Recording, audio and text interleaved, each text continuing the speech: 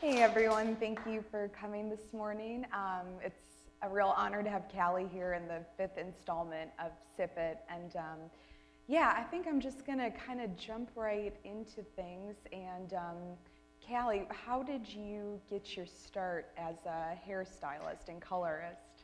Well, I started really, really young. It's really weird to hear your voice. I started really young. It's just something I always wanted to do. I know that's kind of a lame answer, but it really is something I always was interested in. I worked as an apprentice in a salon when I was like 17 years old. I'm a high school dropout. I quit my junior year to go do hair, and basically my parents were like, okay, you can quit if you go to cosmetology school like you're saying you want to do. So I did, and I paid my way through myself and worked a job at 17 and lived on my own and like just did it. But yeah, it's just something I've always really been interested in and really liked, and I think it's probably my creative outlet to a degree, but it's just always something I really liked. You said, I remember you telling me a cute story because you and I were talking about like childhood, and I feel like everyone in some way or another, you know, their interest in whatever they do, you know, stemmed as a kid. So were you like cutting hair when you were a kid, or like? Well, I was like, my grandmother loves to tell this story about like how, I'm glad she's not here, I'm so scared she's gonna like show up. She loves to tell this story about how like I used to always play like salon with her, and she let me, which is probably why I went on to like do it. But yeah, I mean, I was cutting the classic things. I was cutting my doll's hair, I was cutting my grandmother's hair, and then in high school I was like cutting friends, ruining people's hair actually. But yeah, it's just something I've always done and been into. So what was your first job in the industry? I remember you telling me about, you worked at Castronauts, which was the big department store in Florence, Alabama, your hometown. Yeah. So that was like straight out of school. The first job in the industry was when I was 17, and I was just like kind of desk help and folding towels and doing the basic stuff. And I worked with 2 women who had been doing hair for a really long time. They were kind of awesome, eccentric ladies from New Orleans. They were really great. But then like once I graduated school, I just wanted to like have a job. I don't know why I was thinking about this so heavy when I was 18 or 19, but I was like, I need insurance and I need like security. So you were way more responsible than I was. I don't know why. And so anyways, Castronauts was like the nicest, which is now Dillard's. It was like the nicest place I could go. And so I got paid vacations at like 18, 19, and it was very corporate, and there was a dress code and all that jazz, but I made it. What was the, because you know, I don't know if anyone in the audience has been to Parlour Juke, but it's sort of been called like the anti-salon, and the reason that I found it particularly attractive was because, you know, it's sort of reminds me of a bar. I mean, I know that was, you know, the dive bar was like an influence behind it. So I guess going way back when to when you started, what was the first thing about the salon world that surprised you? Was it the fact that it was pretentious, or, you know?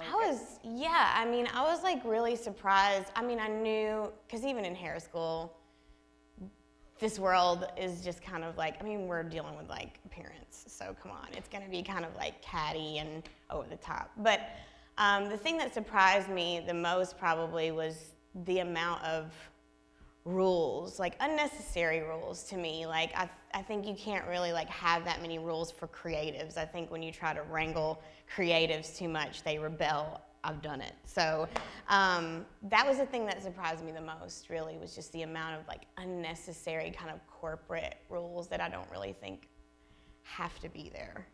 So how did you start railing against the rules? Because I know that you told me that you were kind of a teenage hellion a little bit.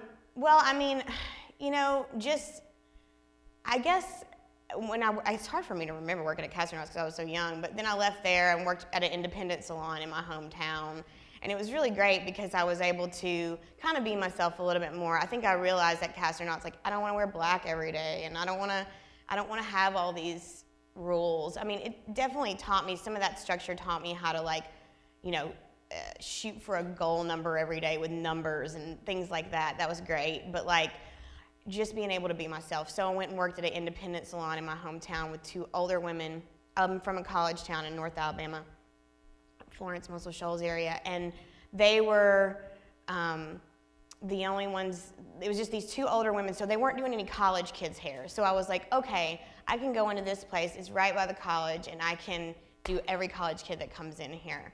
So I think that was probably my way of being like, all right, I'm gonna like snag this opportunity that they don't even see us here, you know? I don't know. Because, I mean, attracting a salon clientele is a lot about the hustle, right? You know, Yeah. I mean, my mom's a makeup artist, and so she was constantly, passing out her cards and, telling people to refer other people to her. And Yeah. So was that, a big part of how you built up your clientele initially? Oh, for sure. And just when I was there, it was just like I tried to choose places, and still, even when I moved to Nashville, try to choose places where I could see like I would be a draw for that. So like when I worked at the place called A Cut Above in Alabama, when I worked there, I was like, okay, I'm young. I'm the only one here that probably none of these college kids are going to go to these older ladies, So I'm like, okay. So it was just all strategically thought out. But yeah, moving to Nashville, I just tried to become friends with like every bartender I met, every server, because they talk to people. This like instant networking, and I gave away so many haircuts. I still give away haircuts just because I want to connect and meet people, Yeah. So Cali actually said something I thought was very insightful. It was about halfway through, putting together my book, and you were talking about Nashville as a community, and you had some great analogy. You were talking about Lower Broadway and how you feel like sort of the support system there, musicians coming down night after night and playing, for tips is kind of what the city is built on. So what initially attracted you to moving here? Well, I have kind of like the classic story. I moved here with an ex-boyfriend.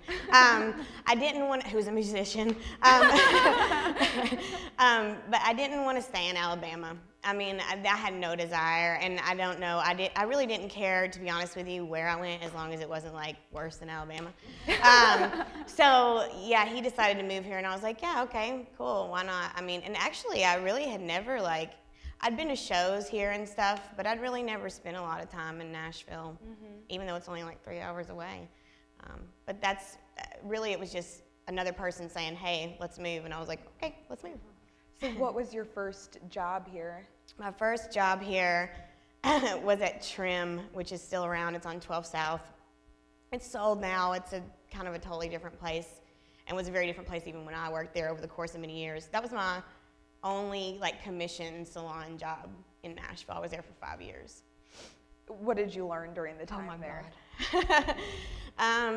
I learned a lot. I worked with a lot of incredibly talented people that now most of them all own salons all over the city, and they're like insanely talented. It was just a magical time at that place when I was working there, where there were just these killer people working there. I also learned how to not run a business and how to not treat people. It was interesting. I learned a lot of good artistically, and I learned a lot of like good business stuff just from some bad stuff that went down, So, I think everyone's always kind of interested in, when that jumping off point is that that you can run your own business. Or at least, I always kind of ask, like, well, what happened right before? Like, was there some sort of like, impetus for doing it? So I guess what I'm asking is, what prepared you for running your own business, and why did you decide to jump ship and open Parlour Juke? I said for years, like, oh, I'm never going to own my own place. I don't want to own my own place.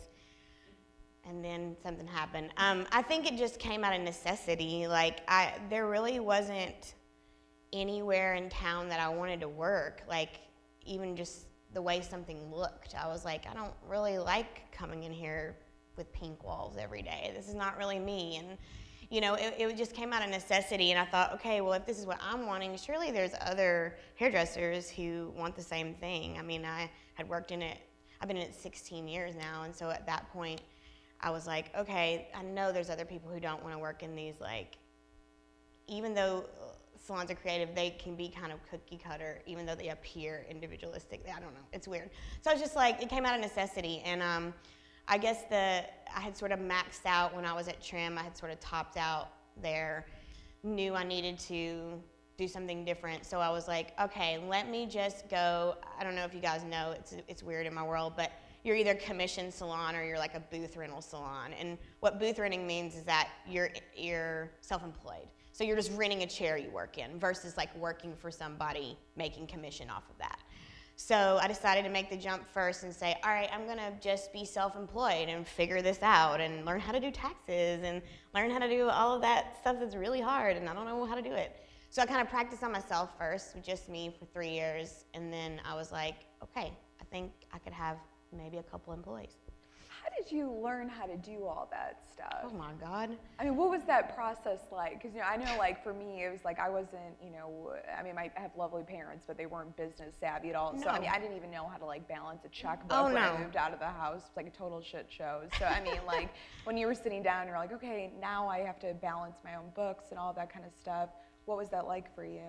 So yeah, same. I mean, my dad's a preacher, and my mom has like worked odd jobs. My parents have never even bought a house, so I mean, they're like, I don't know. So and plus, I wouldn't ask them anyways. I love them to death, but I'm like, no, I'm doing it myself. So I just asked a lot of. Luckily, I had a lot of people around that I could just ask, and they weren't necessarily hairdressers. They were just like folks who I respected, like. To this day, I still ask, like, Margot McCormick, who owns Margot, like, I ask her all kinds of questions because she's been doing it for, like, 15 years, and I respect her. And so just, I tried to ask, like, several people, you know, who's your tax guy? Who's your accountant? Like, what's an S Corp? Like, I didn't know any of that, you know, so I just asked a lot of questions. I think it's interesting because you hit on an interesting point. You know, I always kind of joke that doing that book was like having a series of mentorships. I felt like I had the liberty to go around and ask people like yourself or Margot or whoever, you know, all of these questions that I had about, you know, the industry. So did you have mentors? And then also, you know, you obviously had mentors who weren't in, you know, the salon world. Did you find that helpful? Yeah. Like they had a different perspective on things? Oh yeah, because sometimes, I mean, it's just like anything. If you stay too in your world, sometimes people kind of don't know other resources that are out there, you know? So yeah, I mean, I definitely talked to people who weren't, which it can be frustrating because you want somebody to understand like the world that you're coming from. But yeah, I had lots of people who were in different businesses. What was the best advice they ever gave you? Really and truly, I feel like some of the most solid advice I've gotten from people is just like, don't handle your own books. Like, get an accountant, get a bookkeeper. And I mean, I did it pretty much when I was little. Like, I'm a creative. I'm not a number person. Like, I'm pretty okay at it, but I just don't want to do that, you know? And also, like, even when I started Parlour Juke, I just had myself and 2 other people, but I went ahead and got, like, a payroll processing company because I'm like, I don't have time for that. I don't want to know how to do that. Like, I want somebody to have my back, you know? I want somebody to take care of it for me. So I think just delegation, like that was the best advice. Like make sure you're delegating things so that you can continue to do what you like to do in your business. I still cut hair, so yeah. Was it hard initially, you know, balancing creativity and, you know, business? I feel like that's something that I hear a lot from people is, you know, they say that they have a hard time sort of flip-flopping back and forth, you know, doing contracts and then going and actually, you know, working on their creative side and continuing to improve. Yeah, it's a struggle daily. I joke around at work all the time. I'm like, all right, so I have to come into work. And I mean, like, I have a full book 4 days a week when I come in where I'm working behind the chair. I have 15 employees now, so, and it's just me. I have no manager. I need to listen to my own advice about delegation. And, but it's, literally, I joke at work and say I have to come in and care about 15 employees and everything going on in there and running a business in my head while I am literally having to like care about your vacation and your hair, you know? And so it's really hard. It's really hard to balance those 2 worlds sometimes where, you know, I'm working literally while somebody's color is processing. I'm taking care of something that needs to be done. So I don't know if I'm the best at it at all. do you have to like compartmentalize, or like how does that like work for you to keep from going crazy? Yeah, you know? I mean, yeah, I think I'm really, really not great at it. I am always sort of like both hands are in both worlds at all times, and I think I'm always kind of figuring out ways to be better at, compartmentalizing it. Maybe saying, okay, I'm going to give myself this amount of time a day to work on these things. I'm going in today to work on things, you know, because I'm off behind the chair. So I'm like, I'm going to go in and get this done. But yeah, it's difficult. It's difficult to do those jobs. It feels like 2 jobs, you know. So, Cali's salon, when I first started reading about it, it had been written up in publications as huge as Vogue. I knew through her, ex-boyfriend that she had a pretty big celebrity clientele. I mean, your reputation is solid in the industry, but going back to when you were sitting down, and I don't know how you did it, I know for me it's like on scraps of paper, we're just talking a lot to people. What was the vision then for this salon, and how has it sort of transformed over time? I mean, because you've been in business now 5 years, right? Yeah. We've been there for 5 years. It's changed dramatically. I mean, it's changed super organically and really dramatically. The initial vision was just like, okay, I don't want a storefront, because I didn't want to deal with like walk-ins, and I was like, it's an appointment-based business. Why do I want a storefront? I'm gonna be busy. I don't want one. So finding a location that was kind of like rugged and rough, and that nobody really wanted, with really cheap rent. And because you were one of the first people in your area, right? You're right in what they call Marathon. Well, I'm in the Cannery area, like right by Mercy Lounge and Cannery Ballroom, and there were spaces available when I moved up there, and I tried to get so many people to move up there. I was like, please, come on, it's so cool up here. But no one, they were like, we have to have a storefront. So yeah, I mean, when it started, it was just myself, a barber that is still with me, and then a friend of mine, and it was just really small. And literally, you asked like, what was the vision for it? I was just basically like, all right, I want people to walk in and sort of be like, what is this place? Because if people haven't been there, I mean, it's really, the aesthetic is very interesting. It's taxidermy on the walls. And now that's cool, so I got to change it. But. Yeah, is that weird that like people have sort of like emulated that style? Weird. Yeah. Or, like, does that irritate you at all, or do you find it flattering? Both. Okay. Yeah. Both, to be honest. I mean, I definitely have like these grand ideas, and I might do it. Who knows? Of like completely selling everything and like totally redecorating, just because it's like I get bored.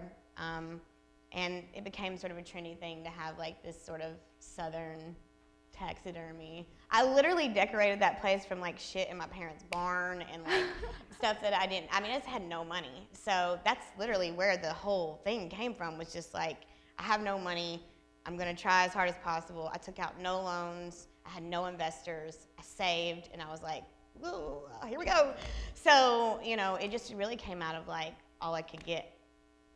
But you knew it was going to work. I remember that was like one of the things that you said to me. And how did you have that trust? I feel like that's like the biggest thing for people who are making that jump on their own, is just kind of trusting that you're doing the right thing. I just felt like I was doing something so different from anybody else. Like everything about it was going to be different. When I initially opened, I had shows, I had bands play.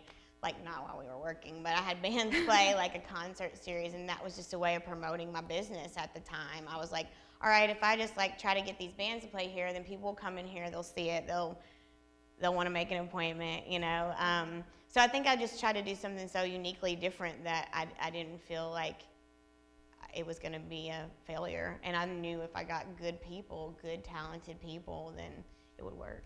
What was the biggest learning curve in the first year? I'm sure there were many. Yeah. Especially as, you increased in size. You said you went from just a couple of employees. A couple of folks, and then like within a year, I had probably had like, I went from like 2 to like maybe like, it's hard to remember, maybe about 5 or 6. And, the first year is like kind of a blur to me. I think maybe, I don't know if other people would say this, but I really do feel this way. My first year was not stressful. My first year was super fun. And I remember just having like a lot of fun, and like maybe just blindly not knowing what I should be doing, or like that I should be stressed out, or it was just really like a really freeing experience to be like, okay, I'm in this environment that I love with these people that are awesome, and they're feeling it too, and so are these people that are coming in here. And it was just a really maybe naively fun first year. I love that though, because I feel like, it was funny, I was just in Chicago last week, and I was talking about that with a friend of mine, and I said, I feel like fun is underrated. Like, everyone's so serious these days, and people start a business and they start getting super stressed out right away, and understandably, but it's like, I didn't get into this to have a bad time. Right, exactly. And I think back to that first year, this is really funny, but I think back and I was like, okay, like, little things that I did that were fun to me that I don't even do anymore, which I'm like, I should do more stuff like that because you get busy, like you said. But I remember like on a Friday the 13th, the first year we opened, I was like, I'm gonna set up this ladder with all these black candles and make everybody walk underneath it because I think it's really funny. Like when you walk in the shop, you have to walk underneath it. It was just because I could, you know. I was like, this is funny and quirky, and this is my sense of humor and my style, and it was just nice to be able to like fully express that, you know. Yeah, it's fun to be able to make up the rules, don't you think? Yeah. I mean, kind of fun and terrifying in a way. Now it's more terrifying. But. Yeah. Did you have, I mean, so I know that like, you know, you're known for just completely going off and doing your own thing, but was there any sort of template that you had for your business or anyone maybe that you looked towards? Yeah. Where you said, you know, wow, I had a really great experience there. You know, I want to kind of emulate them in some sort of way. Sure. Yeah, my best friend, he has owned 3 salons, so that's a really nice resource. We also went to hair school together. So yeah, I mean, I really looked to him for business stuff. And it was a great, great resource to have to just say, okay, am I doing this right? Can you help me with this? You know, how should I do this? And then as far as just like other businesses, like I mentioned before, like Margot, people who've been around for a really long time. I really respect Rachel that owns Crema. Like she was kind of opening her business right around the same time. And like just different people who I was like, okay, you seem like you're cool and approachable and I might could ask you some questions. I kind of would seek them out. What kind of, you know, and I was just thinking about this last night, so right now I'm, you know, talking to a publisher in Chicago about essentially templating my book, you know, and he said, what is sort of the criteria for the people that you know, talk to or you're attracted to? So I started kind of giving him the blow by blow. So for you, what other business owners do you admire? Like what sort of like qualifications do they have if you had to like think about it? I just admire people who kind of are, well, I admire people who work in their business. So like I admire people if it's like a chef-owned restaurant and you're still working in there. Like I talk about restaurants a lot. It's like I think it's because A, I love food, and B, it's just like that world is really fascinating to me. I think it's really interesting and can be very similar to the salon world. But anybody who's still like working in their business, I have a hard time finding a lot of common ground with someone who opens a salon who's like never been to hair school, you know? Are there people who do that? That seems kind of crazy. Although I've worked for a couple restaurateurs who had never waited tables or bartended. I know my best friend's sitting in the audience and her husband owns a lot of restaurants, and I mean, they will get behind the bar and do stuff, right? And it's like, yeah. Oh yeah, it's very nuts. common. It's very weird. I think people think that they're just like, oh, how hard can this be? It's just a salon, and you know, it's a crazy moneymaker. It's not. And you know, I think it's hard for me to have a lot of like, that's probably an intense thing to say, but it's hard for me to have a lot of respect for that because I'm just like, you don't know it. Like, I appreciate it more if there's a place in town that just opened a nail salon over on 8th Avenue called Poppy and Monroe, and the 2 girls opened it, and they were interior designers, and one of the girls that works there was like, I'm in nail school now because like I gotta learn this world, and I respect that so much, you know. I mean, that's intense to be like, okay, I'm in my 30s and I'm gonna go to nail school and learn about it since I own a nail salon, you know. Yeah, absolutely. So as you know, built your team, what kind of people did you decide you wanted to work with? Because I know, you know, Cali is very passionate about her staff, and you know, you've talked about how there's sort of the lifeblood of the business, and you know, if all of them walked out the door, you would just close up shop and run away pretty much and go start something else.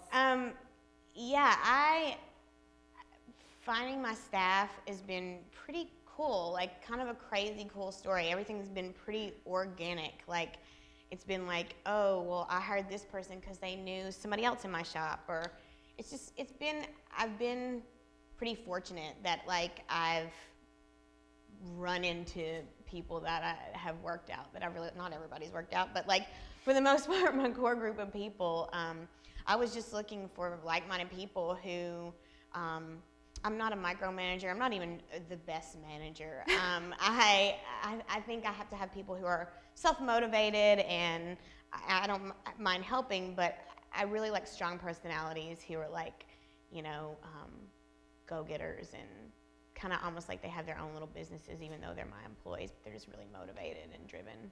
What are like the pros and cons of being so hands-off? Because I feel like, you know, me having been micromanaged, it's like, I mean, that would be like my dream environment. But then I know that when you leave people alone, I mean, it's like there has to, again, be a lot of trust. It's kind of funny. Like, I always tell people when I hire them that I'm like, my management style is, I'm going to just assume you know what the hell you're doing and that you're an adult until you don't, and then we'll talk. But I'd rather do that than to like start out with a whole bunch of rules.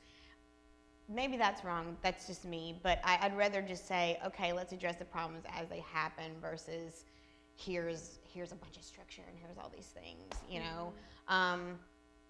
So yeah, I think it can be tricky when you don't have a lot of, and I have rules, but I think it can be tricky when there's gray area. It just, you have to have a lot of conversations. And I think I am very much more individualized managing people instead of like on the whole, you know? Yeah, and that I makes mean, sense? yeah, no, totally. Well, I remember Cali had told me a cute story about how, you know, when she started bringing more people on her team, you interviewed them all in bars, right?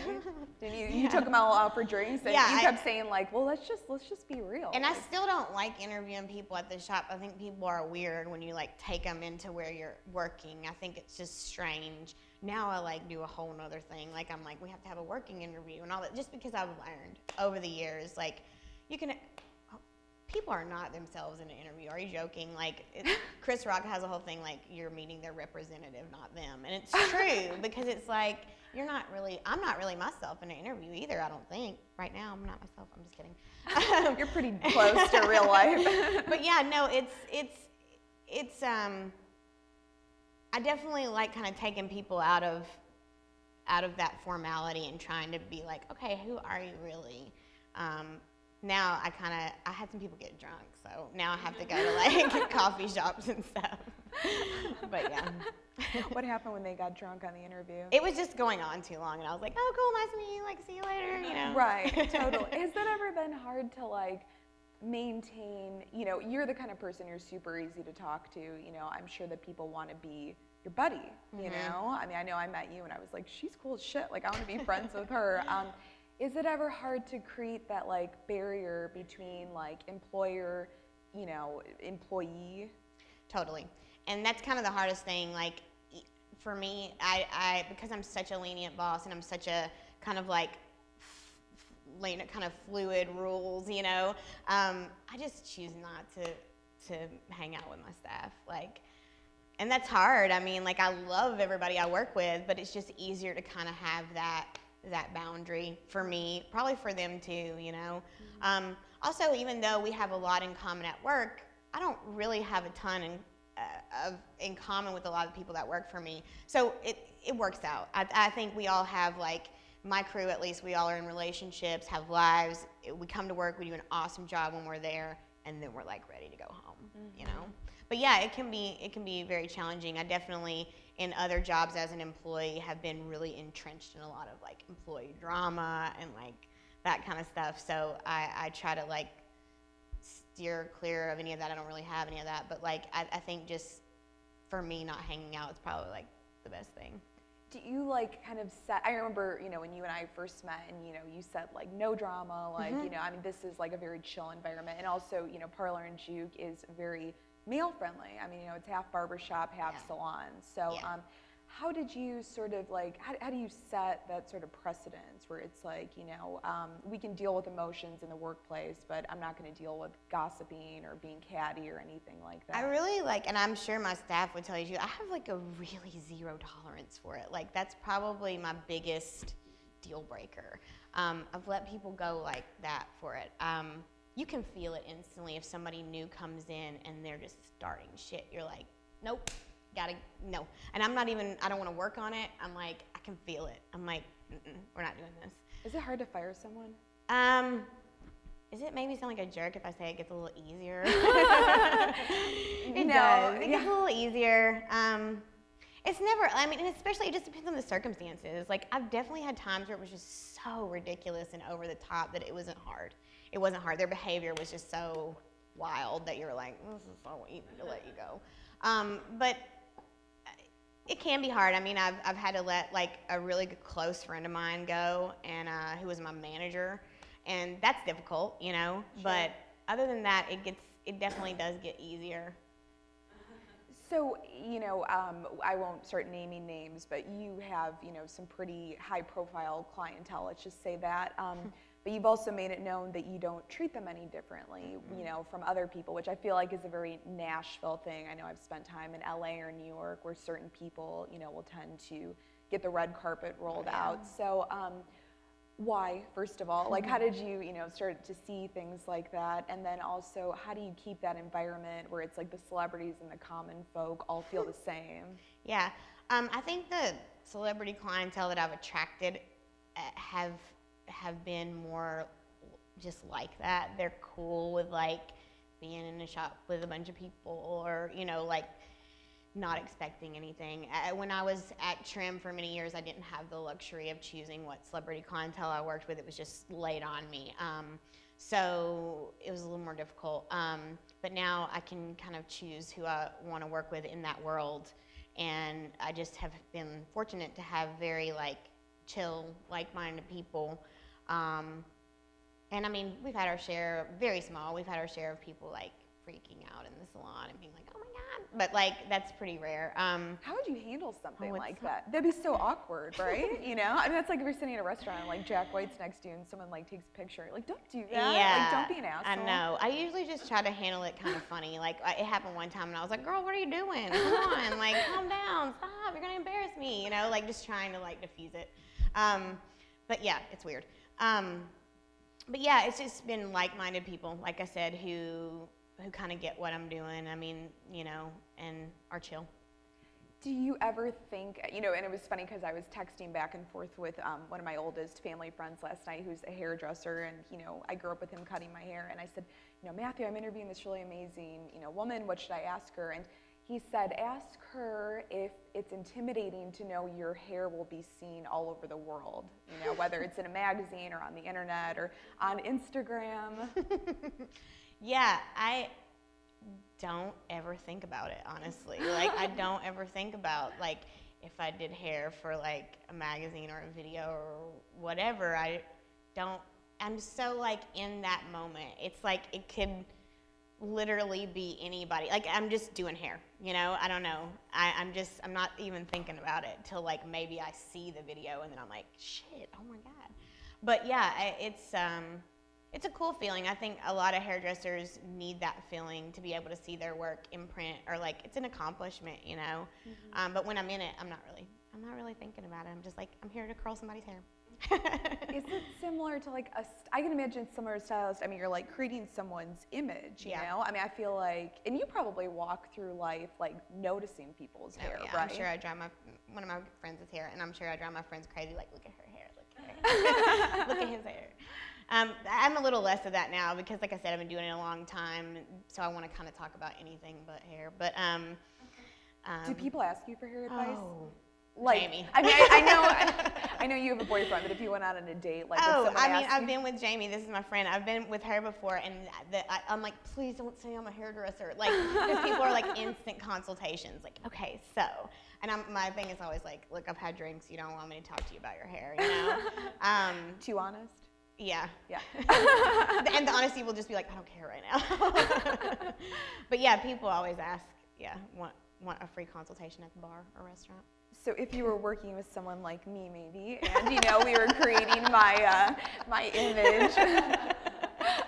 I'm kidding. I've never actually had the pleasure of having Callie cut my hair because you have to book her like 3 months out. But, and I'm, you know me, I'm like pretty much a procrastinator. Right. I was writing the questions for this interview this morning at like 5 a.m. But is it a collaborative process to create someone's image? Oh, yeah. I mean, I think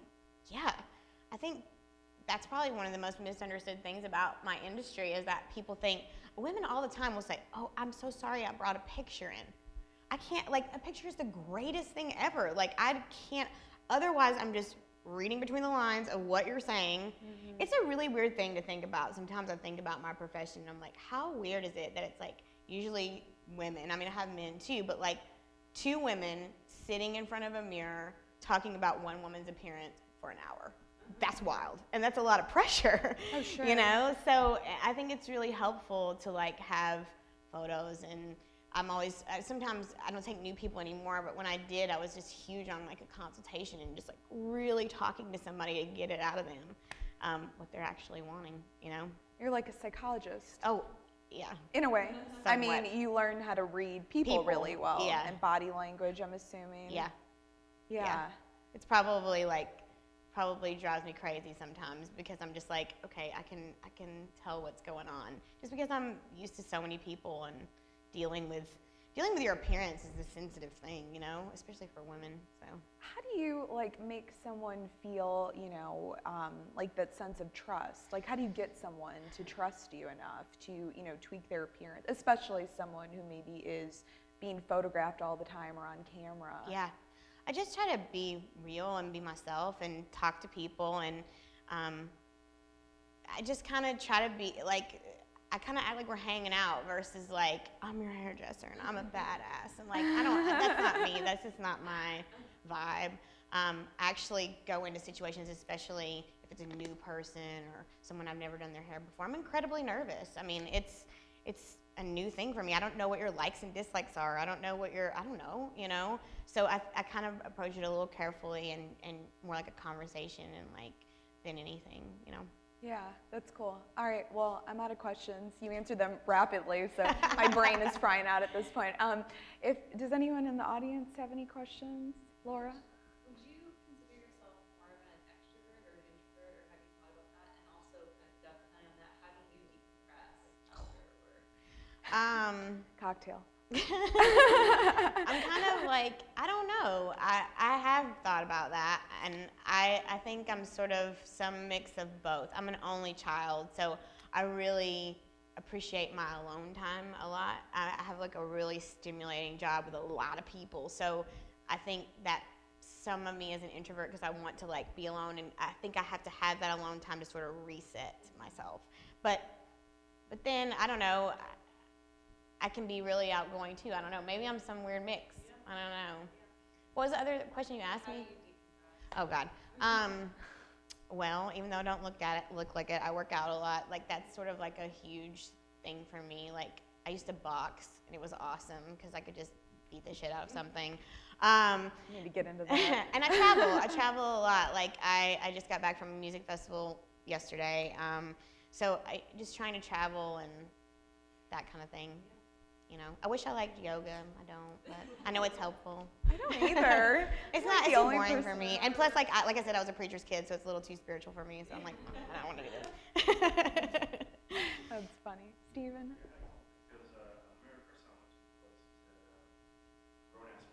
Oh yeah. I love it. Yeah.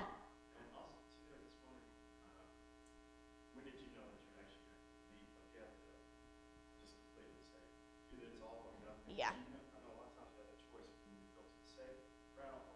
Totally. Yes, I love collaborations. I wish I had more of them. They're my favorite thing. I've really noticed, I know everybody's talking about how much they hate Nashville changing. I like most of the changes for the most part. But I've noticed that sense of community being harder and harder to kind of reach out and grab. I felt like 5 years ago even, it was like everybody was really wanting to help each other out. And it's a little harder now. So I love that. And I wish I had more of it. And as far as like your other question, I think what I had to do was say, okay, I'm going to look for a building. And that was my first like thing. I was like, okay, I'm going to look, I just want to go look at buildings. It was almost like when you want to buy a house or when you want to move even, you're like, okay, maybe let's go look and see what's available, and hopefully that will like help me decide. And so I just started looking at places. I looked at a bunch of places. I looked for like maybe 9 months.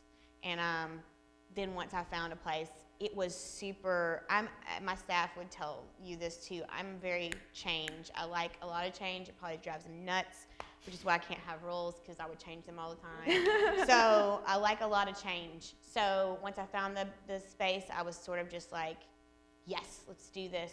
It's like the week of my birthday. I was like, yes, great, let's go. And then after I did it, I was like, I sat in the floor of Parlour Juke, nobody was in there, and I drank a bottle of champagne, and I was like, what the fuck have I done? But yeah, that's, yeah. David?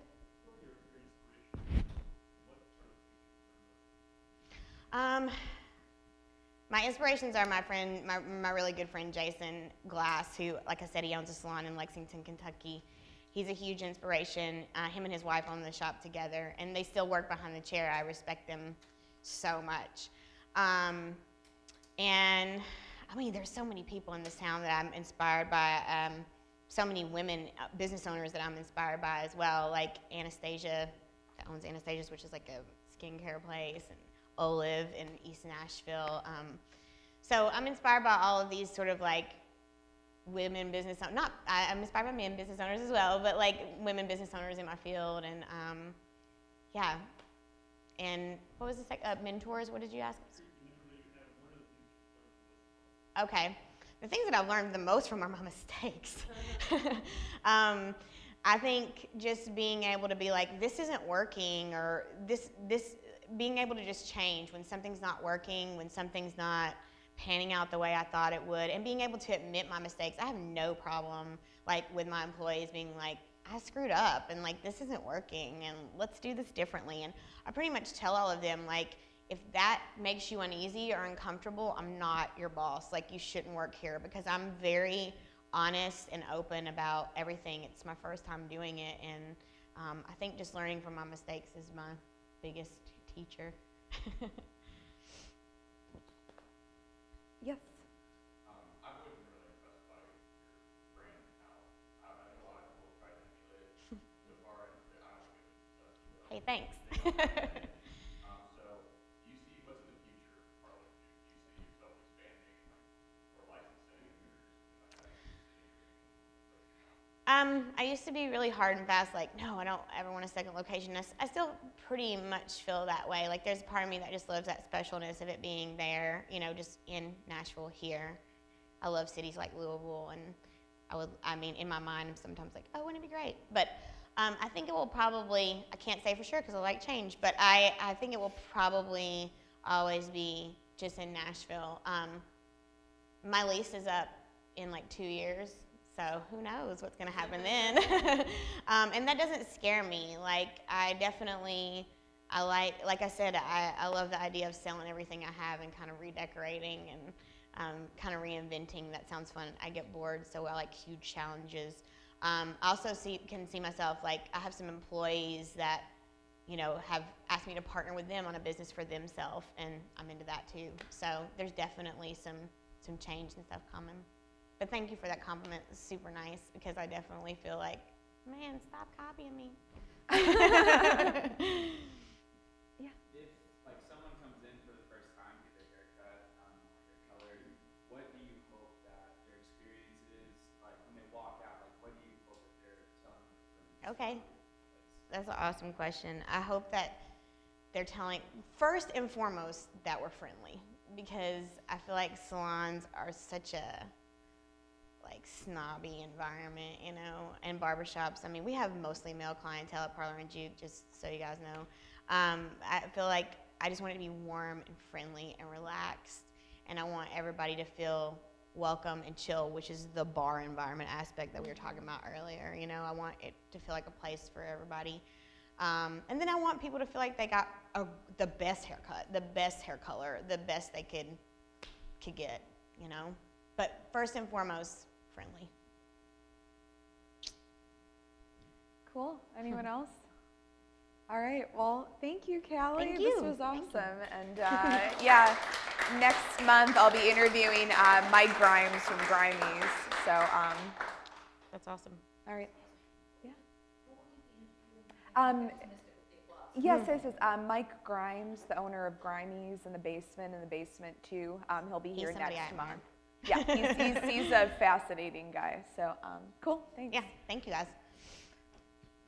Let me see if I I can feel do like it. you and I should like shake hands or something.